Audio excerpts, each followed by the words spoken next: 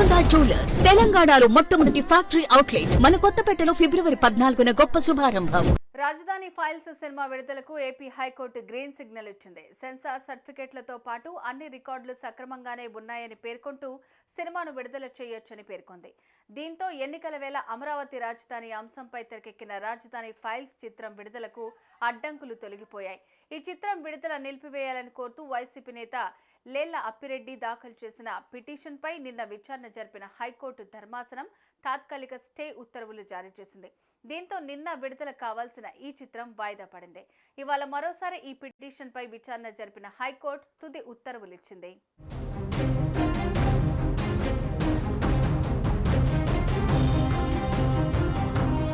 రాజధాని files cinema విడుదలకు AP high court green signal ఇచ్చింది. సెన్సార్ బోర్డు రివైజింగ్ కమిటీ ఇచ్చిన ధృవపత్రాలను పరిశీలించిన ఉన్నత న్యాయస్థానం స్టే కొనసాగించేందుకు నిరాకరించింది. నిబంధనల మేరకు అన్ని సర్టిఫికెట్లు జారీ చేశానని స్పష్టం చేసింది. కౌంటర్ దాఖలు చేయాలని ప్రతివాదులను ఆదేశిస్తూ విచారణను హైకోర్టు వాయిదా వేసింది. సీఎం జగన్ ప్రభుత్వ ప్రతిష్టను దిగజార్చేందుకు ఈ సినిమాను తీశారని గతేడాది డిసెంబర్ 18న సిబిఎఫ్సి జారీ చేసిన ధృవపత్రాన్ని రద్దు చేయాలంటూ వైకాపా రాష్ట్ర ప్రధాన కార్యదర్శి లేళ్ల అప్పిరెడ్డి ఇటీవల హైకోర్టులో వాద్యం దాఖలు చేశారు. ఈ నెల 13న విచారణ జరిపిన కోర్టు సినిమా ప్రదర్శనను తాత్కాలికంగా నిలువరిస్తూ గురువారం మధ్యంతర ఉత్తర్వులిచ్చింది.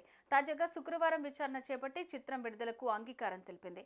కాగా రాజధాని ఫైల్స్ సందేశాత్మకమైన సినిమా అని రాష్ట్ర హితం కాంక్షించే ప్రతి ఒక్కరూ ఈ సినిమా చూడాలని టీడీపీ రాష్ట్ర అధ్యక్షుడు అచ్చెన్నాయుడు పేర్కొన్నారు. నేడు ఆయన రాజధాని ఫైల్స్ చూసిన అనంతరం తన రివ్యూ ఇచ్చారు. సినిమా తీసిన విధానంపై ఆయన ప్రశంసలు కురిపించారు. సినిమా ముగింపు చిత్రానికి హైలైట్ అని అచ్చెన్నాయుడు పేర్కొన్నారు.